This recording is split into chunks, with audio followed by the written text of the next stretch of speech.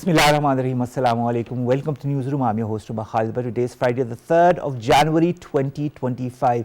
Imagine we are already the 3rd of January. Time passes really very quickly. These are the main stories that we are going to discuss during the course of the show. We'll begin, ladies and gentlemen, with the latest as far as the Middle East situation is concerned. We'll be emphasizing on Palestine, but of course, we'll also be talking about Syria, we'll be talking about Lebanon, we'll be talking about other areas, we'll be talking about the devastation that has been caused by the Israeli military in all of these areas, especially Palestine. And the situation as far as the people there is concerned is devastating, so to say the least.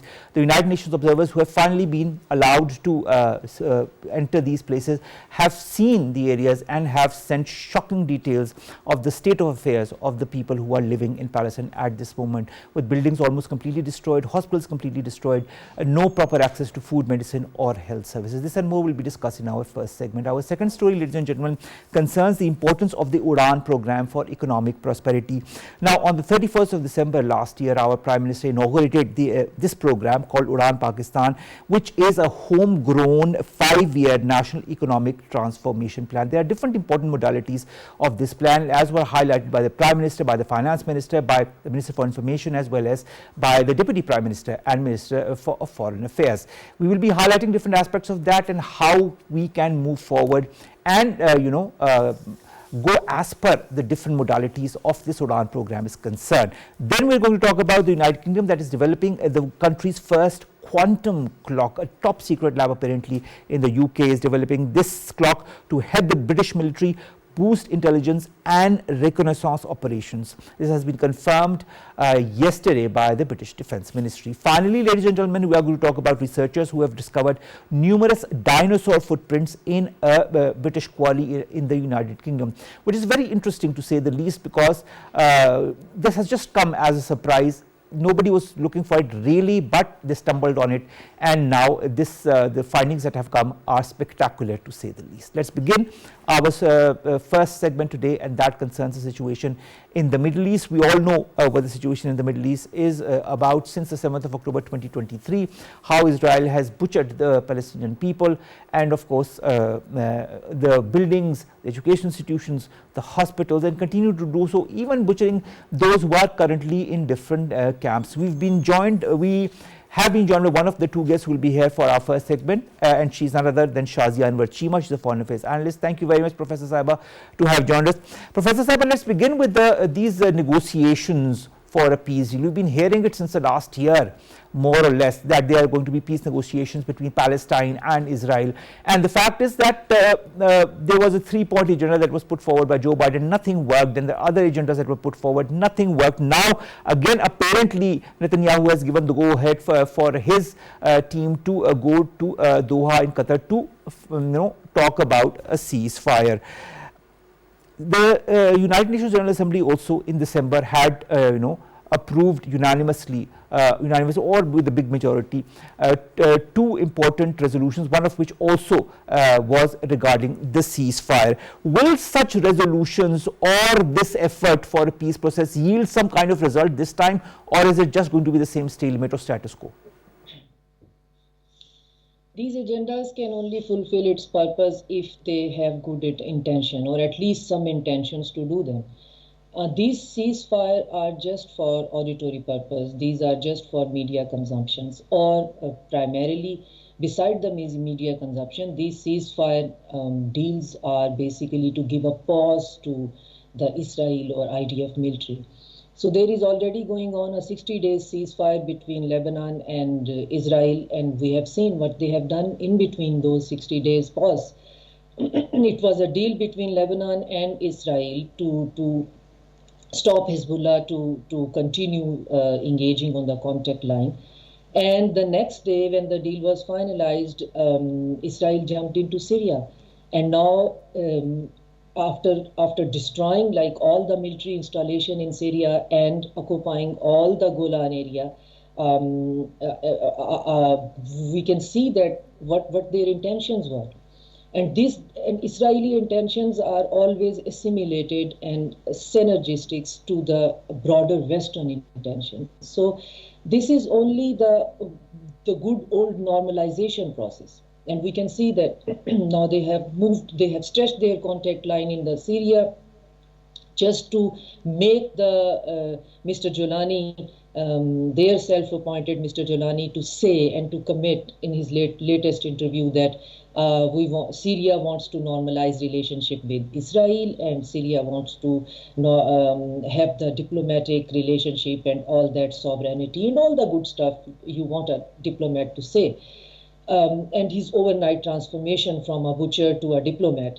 So we can say all these things are connected. There is nobody is talking about a ceasefire here, at least earnestly. Everyone wants to escalate its own hidden agenda, and the hidden agenda is out in the open now. We can see that this thing of normalization, which started with the Ibrahim Accord and which was destroyed with the October 7 attacks, it's still there, and the neoliberals and the neocons and the Zionist colonialists, they are not giving up on that. They are still working on that in order to normalize their position in Middle East, and by their position I mean their their banking cartels, their business monopoly, their technocracy. All that monopoly has to be normalized, and in order to normalize that, they have to destroy the entire Middle East. They have to divide it. They have to somehow do something with that it can no more function, and it has no functional position. And that's what we are seeing right now. We are experiencing this destruction of Syria. We are experiencing this during this ceasefire, that everything which is being talked in the Western media is a facade, and there is always something underneath, and underneath is all the genocide, all the brutality, all the negation of basic human laws, and all the propaganda and media monopoly.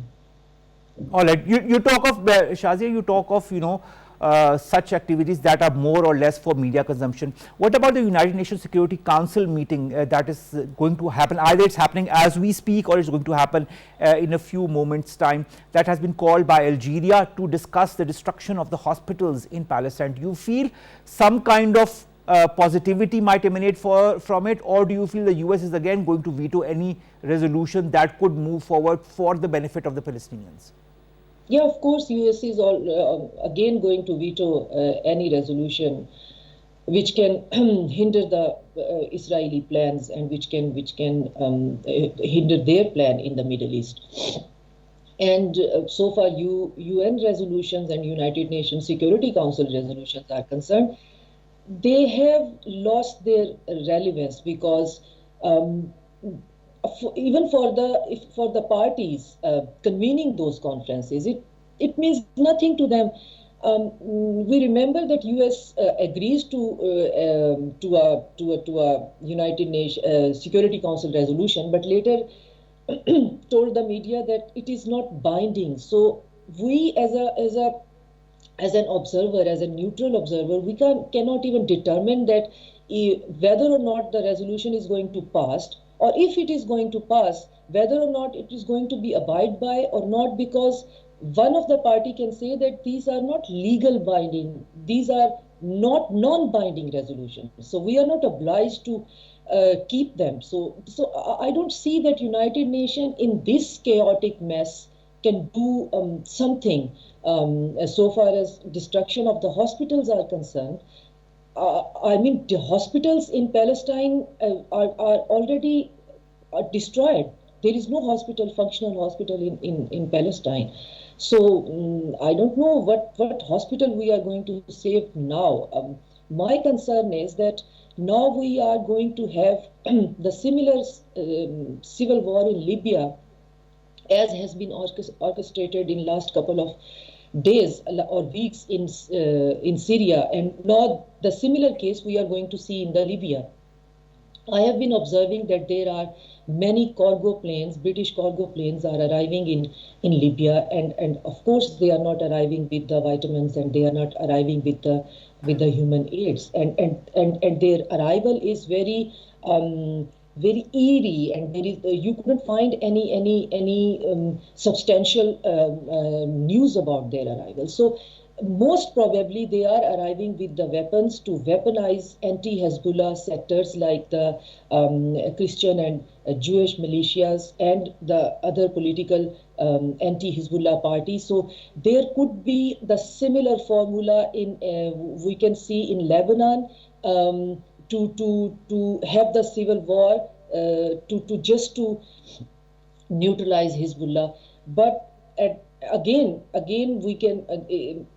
The Israel is surrounded by the Hezbollah from one side, the deserted Syrian Arab army from the other side, and the Iraqi militias from the other side. So we will see how this fog of war will, when this fog of war will be over, and what we can see, because right now there is lots of smoke around, and we can only speculate what's going on. And in all that fog of war, one thing which is being neglected is the Gaza Strip and the ongoing Palestinian genocide. I agree with you. I completely agree with you, Shazia, on the fact that the Gaza Strip is being sidelined to some extent. Not much news comes out because of what is happening in Syria, because of what is happening in Yemen, because of what is happening in Lebanon. But we here are going to highlight what is happening in Palestine as we speak. More than 45,500 people have been butchered since the 7th of October. More than 108,000 have been injured since this whole war began. And the fact is that the actual numbers will never be ascertained till such time that the war actually ends. To add to that, the displaced Palestinians who are in camps are also being targeted by the Israeli military. I don't know for which reason, because they are just here to protect themselves from the cold and to kind of get together and at least get a morsel from somewhere somehow. But even that is not being properly given to them. There's a lack of water, food, health facilities. The hospitals are almost destroyed, and so are the educational institutions and any such infrastructure where these people could take shelter. The death toll, as per the Lancet magazine, also is being said might even surpass 180,000. But well, that we will see once the war ends, and if the war ends, because in the previous 24 hours, 34 airstrikes have happened from the Israeli side, which have killed 71 civilians across the Palestinian enclave. Osama Muhammad Nazzal, who is a Palestinian journalist, joins us from Jenin. Osama, thank you very much to have joined us. Osama, you must have just heard what I was talking about, the devastation that has been caused as in the number of casualties in Palestine. What are you foreseeing? Do you think that there's, as I asked Shazia just before you entered the conversation, do you feel there's going to be some kind of a ray of light at the end of the tunnel through a ceasefire agreement that might happen in the coming days?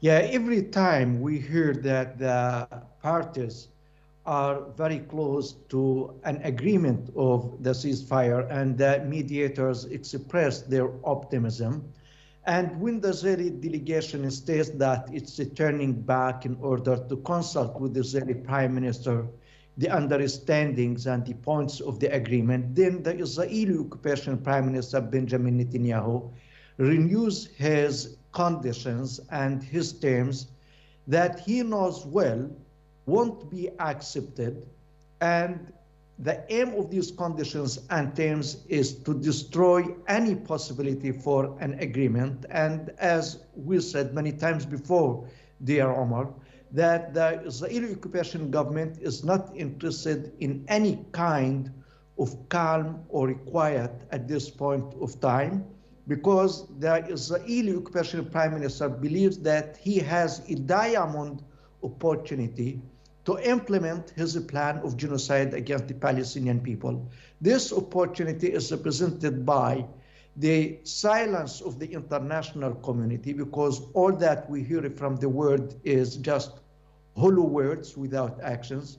Full support from the American administration, as the American administration paid Netanyahu about $22 billion just in a matter of 15 months in order to continue the mission of genocide. The European Union position is a position of hypocrisy and lack seriousness. And at the same time, the Arab governments are doing nothing to pressure Israel into accepting any agreement of ceasefire. So I don't feel really that we have any hope in this new year. And what I believe is that Israel is going to continue its crimes against the Palestinian people in the Gaza Strip and in the West Bank too. I'd like to also understand, Osama, because I think you're a better judge of that. What happens to UNRWA? We all know that the Knesset had banned the operations of UNRWA within Palestine, and that ban is going to take effect this very month in January. The United Nations Security Council is also going to meet at the end of the month to discuss this very fate of UNRWA as well. Is there any possibility of this ban being lifted by UNRWA, because it seems to be the only agency that is properly working to help those who are in dire need in Palestine? Yeah, you know, the problem is that the Israeli occupation government is acting like without paying any attention, without giving any regard to the international community and to the United Nations. You know that UNRWA is one of the first international organizations launched by the United Nations to take care of the Palestinian refugees, pending the fulfillment of the right of the Palestinian refugees to return to their homeland and to the villages and towns they were expelled from during the Palestinian Nakba in 1948, when the Western colonial powers implanted the Zionist colonial regime in Palestine in place of the Palestinians.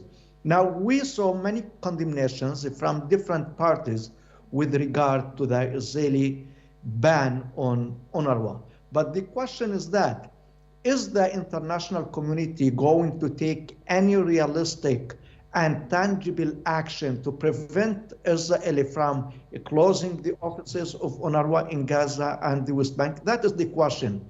And regrettably, there is going to be no action. Why? Israel killed and injured over 200,000 Palestinians in Gaza. Most of them are babies and women. Because of the Israeli genocide, babies in Gaza are frozen to death because of the cold weather and because of the torn and worn tents given to them by the United Nations. So we did not see a real voice from the world to stop that. Are we going to have a real voice in order to save the UNRWA? Sorry to say that the United Nations and the international community are offering their own product and their own bodies as a sacrifice for the rudeness and the barbarity of the Israeli occupation. And no one dares tell Netanyahu, you are war criminal, you're wanted by the ICC, and you have to stop. You don't want to stop, there are international sanctions. But you know, this is Israel. It is not Iraq to be punished and to suffer the sanctions by the international community. All right, Shazia, I'd like to understand, you know, the United Nations observers were very recently, humanitarian teams of the UN and the World Health Organization were finally allowed to go to northern Gaza in late December, and what they have said in their reports is devastating to say the least. They say hospitals are in ruins, thousands of people are without water, food or sanitation.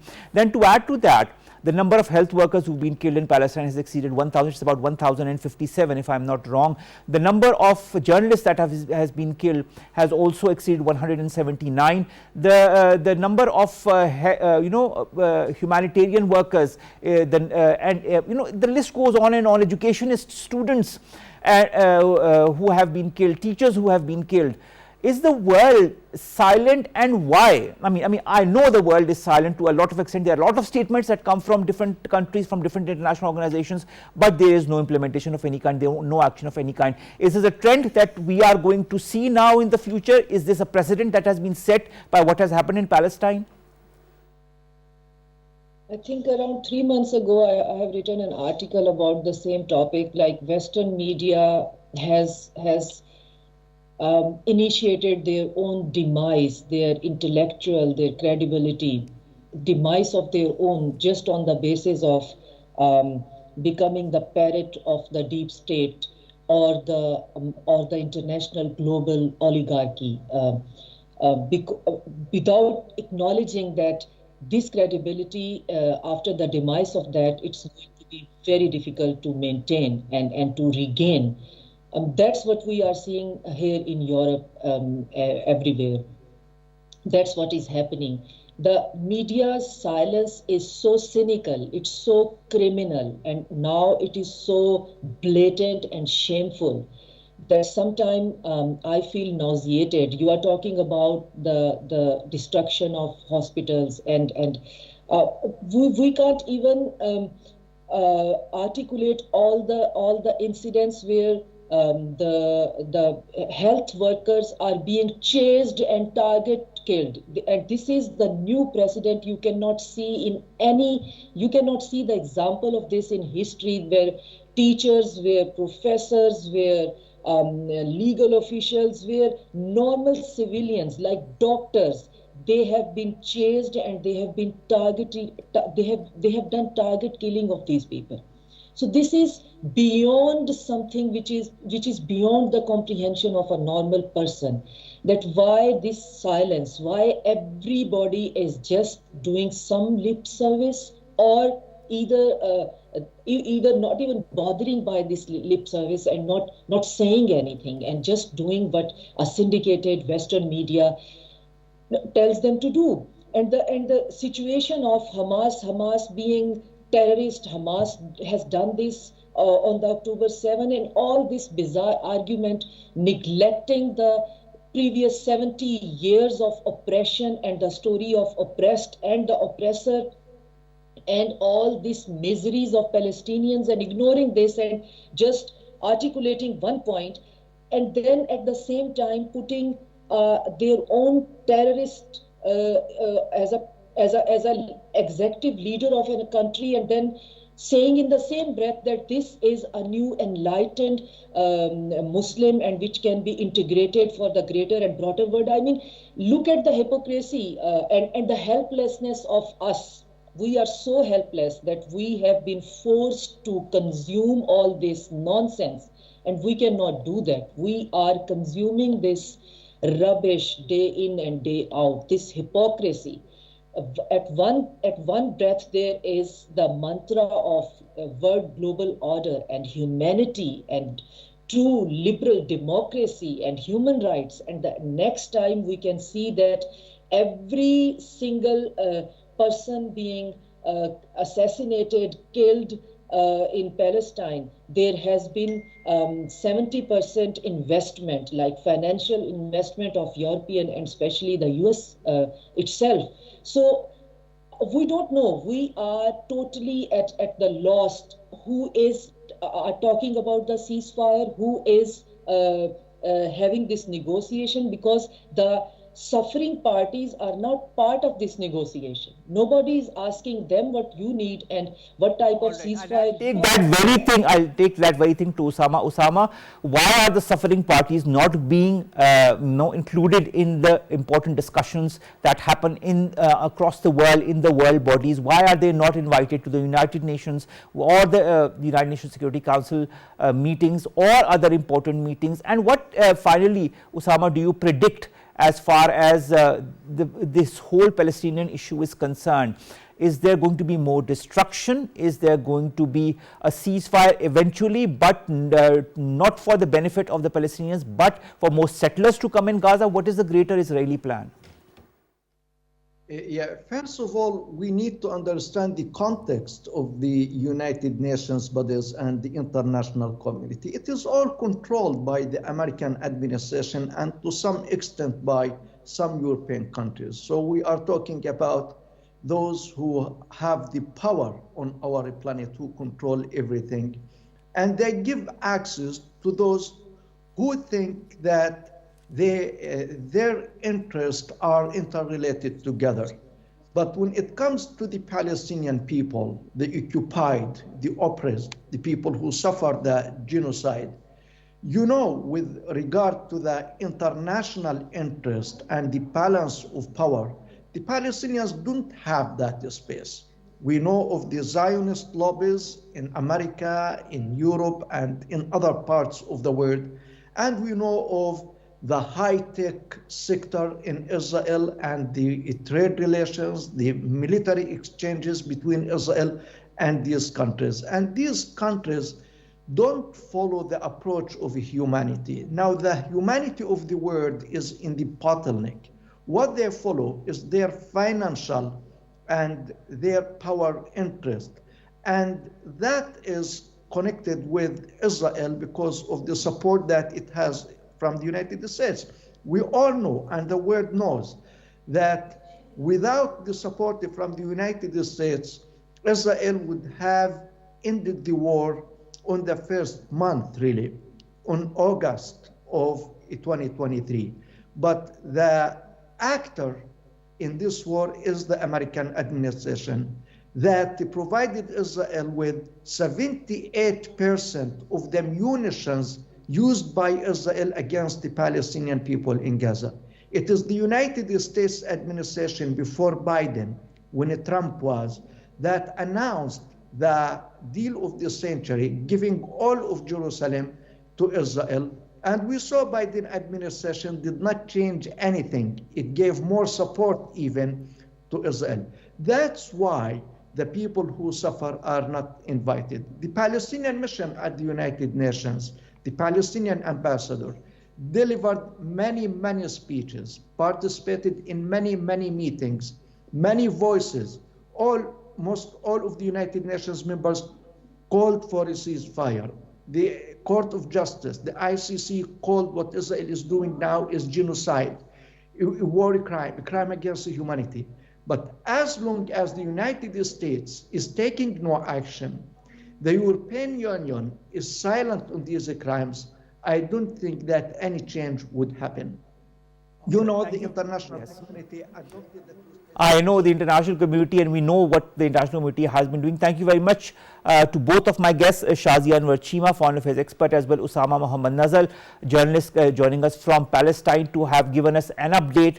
It is a dismal situation. It is a very depressing, unfortunate situation that we are seeing in Palestine with the state of affairs as far as the people of Palestine is concerned. And I think these are the people that need to be catered to at the earliest, and their due rights be given to them before this becomes the most tragic incident of the last few centuries. Thank you very much to both of my guests who have joined us. Let's begin with our second story, and that concerns the importance of the Uraan program for economic prosperity. Now, on the 31st of December last year, our Prime Minister Shehbaz Sharif inaugurated this program, which is a homegrown 5-year national economic transformation plan built on pillars of 5 E's. We have a guest to discuss more on that. He is right here with us in the studios, none other than Syed Ehsan, Deputy Executive Director of Prime Institute. Ali, thank you very much to have joined us. Pleasure to see you after a very, very long time. And all right, so let's begin without further ado. Our Prime Minister on the 31st of December launches Uraan Pakistan. It is being said it is a homegrown 5-year national economic transformation plan with promise to revive the economy. How does this program, in your point of view, plan to achieve that? Well, maybe it is not so clear as far as the plan and the contents of it are concerned. It seems that the government has some guarantees from international governments as far as foreign direct investments are concerned, and those have been mentioned in this plan. However, it talks about economic transformation. It lists down an agenda of 5 E's that includes energy and exports and efficiency. And environment, equity, ethics. As well. So these pillars, they are borrowed from a previous framework that Dr. Ehsan had been pushing and pursuing even in the previous regime when the PMLN was in government. There are some good ideas in there, of course, and a lot of those ideas, they reflect the contemporary thinking of the technocracy and the bureaucracy that is working in Islamabad on these different issues. All So that is there. Because it is a very ambitious plan, Ali, to say the least. It says that Pakistan is going to go on the path of sustainable growth, moving towards a stronger and prosperous future, solid foundation to transform Pakistan into a $1 trillion economy by 2035 and a $3 trillion economy by 2027. But of course, nothing happens without all the stakeholders on board, whether it be all the political parties, whether it be the private sector as well. How important is this cohesion, this unison of all the stakeholders in order to at least venture in that direction?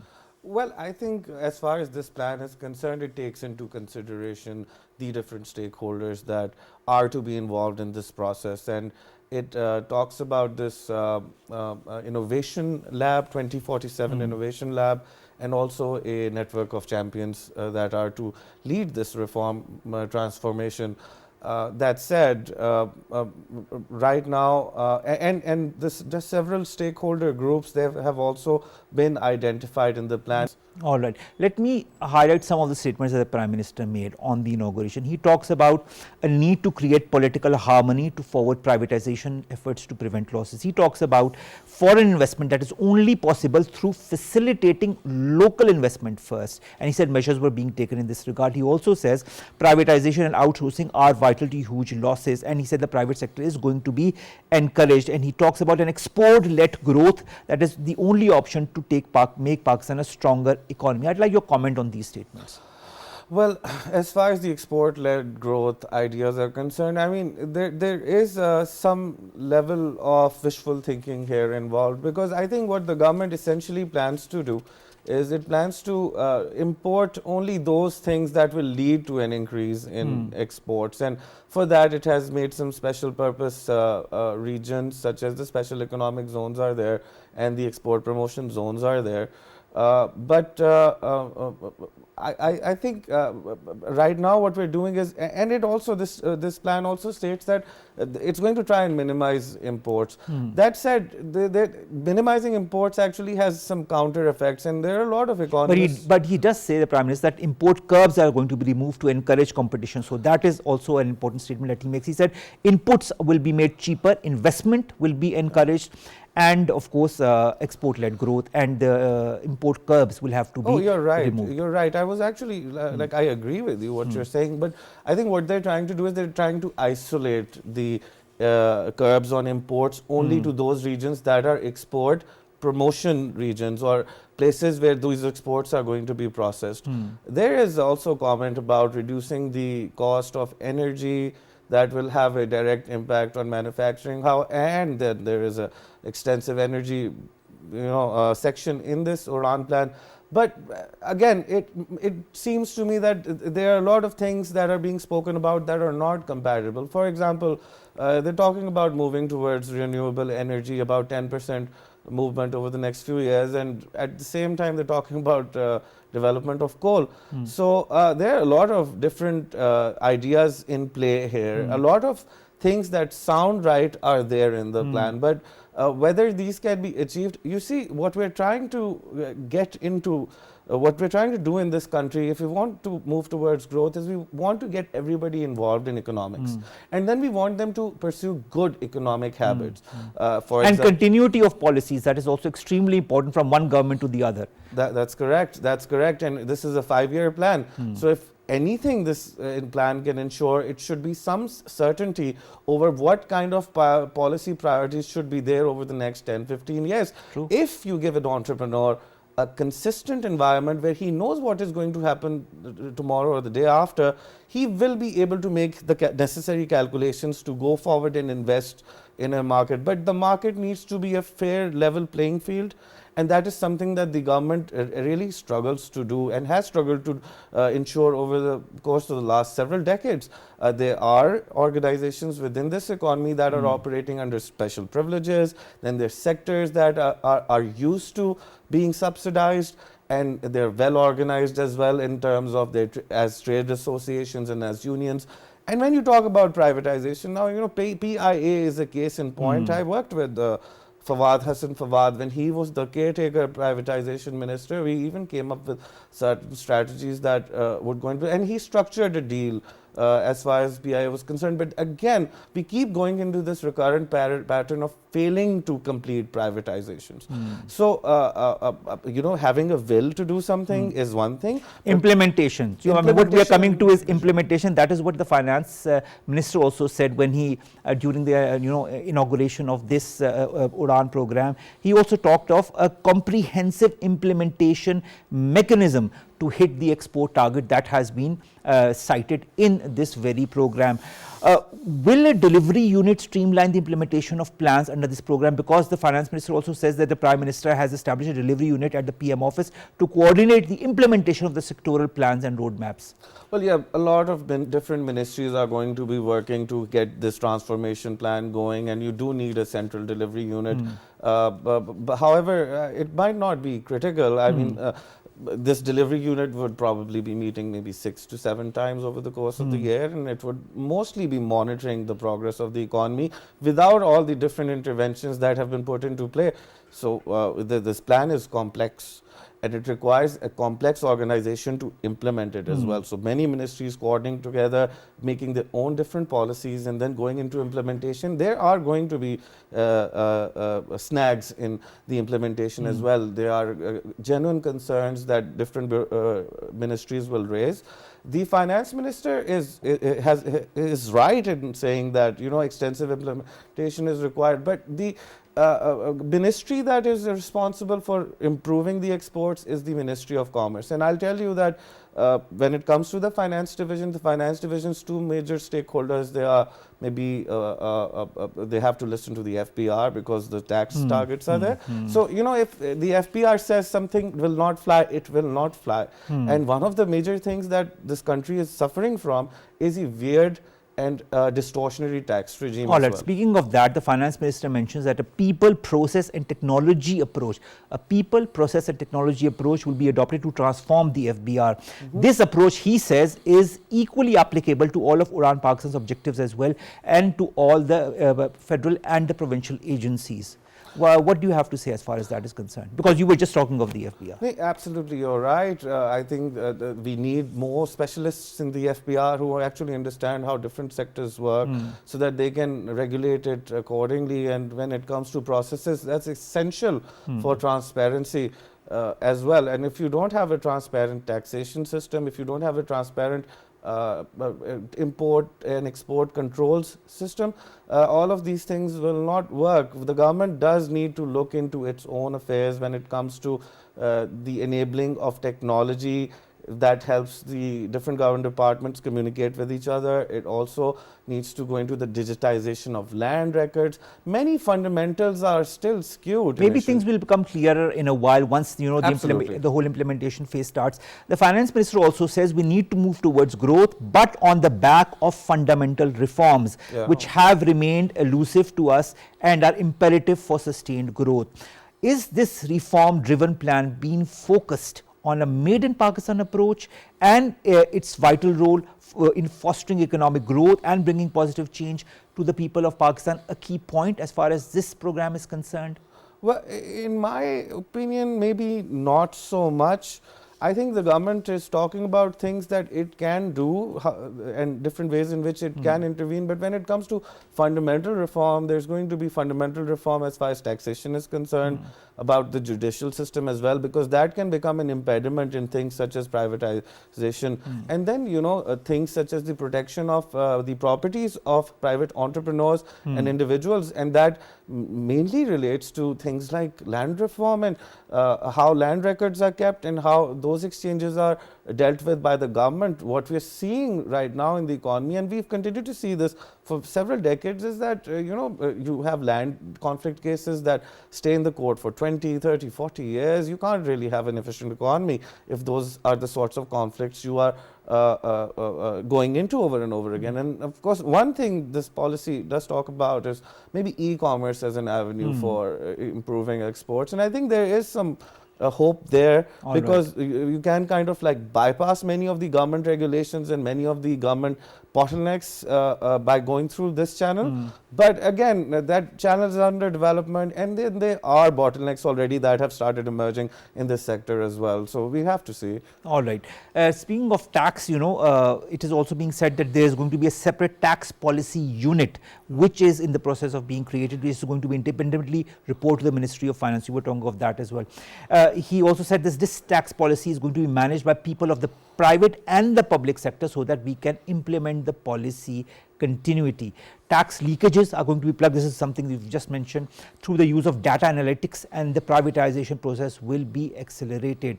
How do you see these measures for implementation of this tax policy? Well, I think it would be a good thing if the tax policy unit was the driver of plugging in these leakages and trying to make the shortfalls of taxes, try to address that issue, because right now we're in a regime of strict compliance, and think tanks like Policy Research Institute of Market Economy, Prime, we are of the opinion that while the government is talking about simplifying the taxation process and it's talking about broadening the tax base, what it's not really talking about is lowering the tax rate and also making the tax rates flatter so that the brackets are closer to each other. It leaves a lot of incentive for people not to join the tax net. And the government recently came in with an amendments bill where it would not be really letting non-filers indulge in the economy very much. But that said, that's the stick. And then the carrot is still missing. So last question, I want a very, very small answer because we're getting short of time. How critical will it be to ensure effective monitoring and accountability if this initiative is to succeed? It might be critical, it might be not. Really, we don't, think tanks here, even if you talk with people from PIDE, which is the government's think tank, they don't really have a lot of faith when it comes to 5-year reform plans. And planning your way out of a situation may not be the best way. What we do need is policy certainty.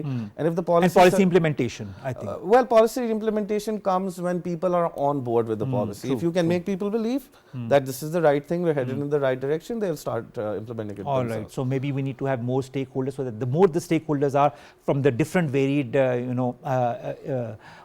parts of the country, that will bring in more input, that will also bring in more how should I say more impetus in far as this program is concerned. Absolutely. And maybe the lacunas that you talk about, the little bottlenecks, could also be plugged through mutual understanding of all these stakeholders. I think that will be the key, but this is something that we'll have to see in the coming months on how this moves forward. Thank you very much, Ali, to have joined us. That was Syed Ali Ehsan, Deputy Executive Director of Prime Institute, joining us, and of course coming all the way to the studios. Let's stay with me just for about 2 minutes till I end the show. Two stories to end this week. First concerns, of course, the United Kingdom that is developing the country's first quantum clock. Now, a top secret lab apparently in the United Kingdom, no longer really top secret because the thing is out and it has been unearthed by the Defence Ministry of the United Kingdom itself, says that the Britishers are developing the country's first quantum clock to help the British military boost their intelligence and reconnaissance operations. The clock is so precise, they say, that it will lose less than 1 second over billions of years. Allowing scientists to measure time at an unprecedented scale.